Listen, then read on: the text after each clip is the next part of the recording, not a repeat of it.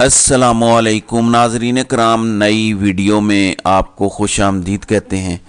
बुशरा बीबी के ज़रिए कौन सी डील करने की कोशिश की गई, अब तफसीलात सामने आ चुकी हैं।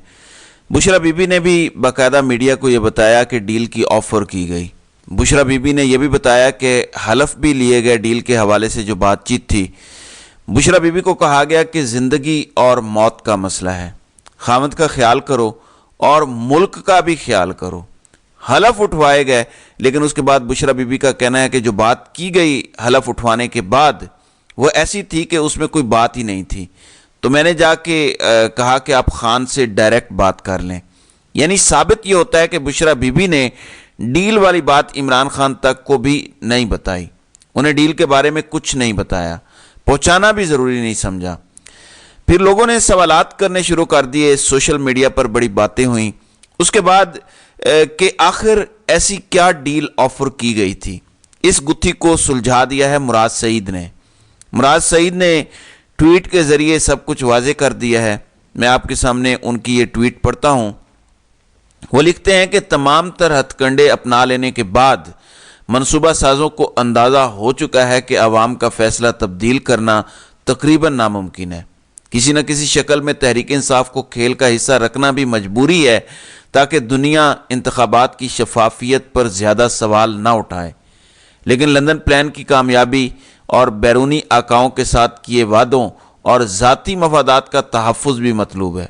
इसलिए बुशरा बीबी के ज़रिए खान साहब को दर्ज झैल शराइत पहुँचाने की कोशिश की गई। मुक़्तदर हलकों के मातूब करार दिए गए अफराद, जिनमें मेरा नाम सर फहरिस्त है, तहरीरी माफ़ी मांगें और हमेशा के लिए सियासत से किनारा कशी इख्तियार कर लें। इनके ख़ानदान के अफराद में से किसी को आगे लाया जा सकता है, लेकिन वो खुद दोबारा सियासत में हिस्सा नहीं लेंगे। इमरान खान को 3 नाम दिए जाएंगे, जिनमें से किसी एक को वो अगला वज़ीर आज़म नामज़द कर दें और अवाम में तासुर यही दिया जाएगा कि ये फ़ैसला इमरान खान की जानिब से किया गया। 1 साल तक हुकूमत की कारकर्दगी को जांचा जाएगा और उसके बाद तहरीक इंसाफ और इमरान खान के मुस्तकबिल का फ़ैसला किया जाएगा। नाज़रीन किराम, बुशरा बीबी की जानिब से खान साहब तक इनमें से कोई भी शर्त पहुंचाने से इनकार किया गया, जिसके बाद उन्हें दबाव में लाने के लिए तमाम तर मीडिया और रियासती मशीनरी का इस्तेमाल बरूए कार लाया गया। मेरे पाकिस्तानियों, मैं जानता हूँ आप बाशऊर हैं और इन तीनों शराइत से मतलूब नताइज का अंदाज़ा खुद लगा सकते हैं। आप ये भी अंदाज़ा लगा सकते हैं कि इन शराइत को न मानने की सूरत में इनको किन नताइज की धमकियां दी गई होंगी और इन पर किस रफ्तार से अमल दरामद जारी है। आप ये भी जानते हैं कि इस वक्त खान साहब और उनकी अहलिया इनके नरगे में हैं। आप ये भी जानते हैं कि आपका शऊर इनके किसी इंतहाई इकदाम के रस्ते की अकलौती रुकावट है। हालात की नज़ाकत को समझते हुए फ़िलहाल मेरा इससे ज़्यादा कहना मुनासिब नहीं है। इस वक्त ज़रूरी है कि आप अपना फोकस 8 फरवरी पर रखें और अपनी आंखें और कान खुले रखें। आपका लीडर अल्लाह के बाद आपके भरोसे पर सौबतें झील रहा है। तो नाज़रीन किराम, ये बिल्कुल वाज़ेह हो गया है इस मैसेज से कि बुशरा बीबी को क्या कहा गया है। अगर मुराद सईद की बात को सच मान लिया जाए कि इमरान खान को सज़ाए मौत दे देंगे अगर तो हमारी डील ना करवाई, अगर इमरान खान से हमें NRO ना लेकर दिया। वो NRO है क्या कि इमरान खान इतना सच्चा और ईमानदार शख्स है कि जो हम जराइम कर चुके हैं वो तो हमें माफ़ नहीं करेगा। हमें यकीन नहीं आता कि वो माफ़ करेगा। अरशद शरीफ का कत्ल वो माफ़ नहीं करेगा, वो ज़िले शाह का कत्ल माफ़ नहीं करेगा। इसलिए आप इमरान खान को राज़ी करें कि वो 3 साल बनी गाला में हाउस अरेस्ट रहे, जैसे डॉक्टर अब्दुल कदीर खान को रखा गया। इस दौरान हम अपनी कठपुतलियों के नाम देंगे और तहरीक इंसाफ क्योंकि इलेक्शन जीत रही है और हम कुछ कर नहीं सकते, तो फिर जो हम नाम देंगे इमरान खान को, उनको वो वज़ीर आज़म बना दें। कौम भी मुतमईन हो जाएगी कि देखें इमरान खान का लगाया हुआ वज़ीर आज़म आ गया है। अब आप सूरत हाल को समझ रहे हैं और आप देखें ज़रा, जो लोग बिलावल और मरियम को सपोर्ट कर रहे हैं वो कहते हैं कि मुराद सईद पाकिस्तान का मुस्तकबिल नहीं है। मुराद सईद और इस तरह के नौजवान जिन्होंने हकीकत आवाम के सामने रखी, वो लिख कर दें कि हम सियासत से किनारा कश हो रहे हैं, معافی مانگتے ہیں، ہم نے جھوٹ بولا تھا، غلط باتیں کی تھیں، ادارے تو بڑے مہان ہیں، بڑے فرشتے ہیں، یہاں پر فرشتے بیٹھے ہوئے ہیں، تو یہ باتیں کروانا یہ چاہ رہے ہیں۔ یہ اتنے چھوٹے لوگ ہیں۔ بلاول اور مریم کو پاکستان پہ مسلط کرنے کے لیے یہ سب کچھ کیا جا رہا ہے میرے پاکستانیوں، اور اس کا جواب اگر آپ نے 8 فروری کو نہ دیا تو یہ باقی سب کچھ کر جائیں گے۔ میں آج آپ کو لکھ کر دینے کو تیار ہوں، یہ عمران خان سے اتنا ڈرے ہوئے ہیں کہ اسی لیے یہ عمران خان کی جان بھی لے لیں گے۔ گو زندگی موت تو اللہ تعالیٰ کے ہاتھ میں ہے، لیکن یہ اپنی طرف سے دنیاوی طور پر تمام اسباب استعمال کریں گے، کیونکہ انہیں پتہ ہے یہ بچ گیا تو ہم نہیں بچیں گے۔ 8 فروری کو آپ نے اگر نہ صرف ووٹ ڈالا بلکہ RO کے دفتر سے حقیقی فیصلہ لینے تک اس کی حفاظت کی تو آپ پاکستان کو بھی بچا لیں گے اور عمران خان کی زندگی بھی محفوظ ہو جائے گی۔ عمران خان نے اپنے وکلاء کے ذریعے اور اپنی بہن کے ذریعے یہ میسج باہر بھیجا ہے کہ نون لیگ کے لیے الیکشن کمیشن کا سارا آن لائن سسٹم، جسے الیکشن مینجمنٹ سسٹم کہا گیا ہے، یہ ہیک کر لیا گیا ہے نون لیگ کی طرف سے۔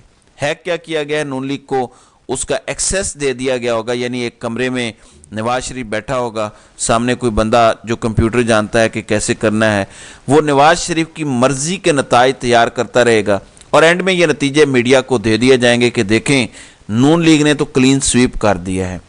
ان کے راستے میں صرف ایک رکاوٹ ہے، پولنگ ایجنٹس۔ آزاد امیدوار جو تحریک انصاف کے ہیں وہ اتنے تگڑے پولنگ ایجنٹس لگائیں کہ وہ جان دینے کے لیے تیار ہوں لیکن پیچھے نہ ہٹیں اور نتیجہ لے کر واپس آئیں، لیکن وہ اکیلے یہ سب کچھ نہیں کر سکیں گے۔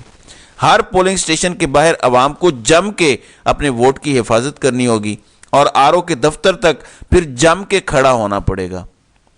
گلگت بلتستان کے الیکشن آپ کو یاد ہیں، کیسے عوام نے باہر بیٹھ کر اس کا نتیجہ حاصل کیا تھا کئی دن بعد۔ آپ کو ایسے ہی بیٹھ کے نتیجے حاصل کرنا پڑیں گے۔ یہ پاکستان کی آزادی اور خود مختاری کی جنگ ہے، یہ اتنی آسانی سے نہیں جیتی جا سکتی۔ 1857 کی جنگ آزادی نے 1947 کی بنیاد رکھی تھی، جب وہاں کے لوگوں نے فیصلہ کیا تھا، مٹھی بھر لوگوں نے، کہ ہمیں غلامی قبول نہیں ہے۔ تب انٹرنیٹ نہیں تھا، سوشل میڈیا اس طرح نہیں تھا، تو 90 سال لگ گئے آزاد ہونے میں۔ آج یہی کام پچھلے 2 سالوں سے ہو رہا ہے، نعرہ لگ چکا ہے، اور میرے خیال میں جو کام پہلے 90 سال میں ہوا تھا اس بار 2 سال کے اندر اندر ہو جائے گا۔ قوم کو حقیقی آزادی ضرور ملے گی، بس قوم نے باہر نکلنا ہے، ووٹ ڈالنا ہے اور اپنے ووٹ کی حفاظت کرنی ہے۔ اور میں دوبارہ پیغام دیتا چلوں کہ 8300 پر میسج کر کے ساری معلومات لیں، وہ ساری معلومات کی پرچی بنا لیں، اور پھر جو آپ کا حلقہ ہو، NA ہے یا PP ہے، جو بھی آپ کنفرمیشن آپ کو چاہیے، آپ عمران خان کے پیج پر جائیں، وہاں پہ وہ حلقہ نمبر لکھیں، آپ کو فوراً میسج آ جائے گا۔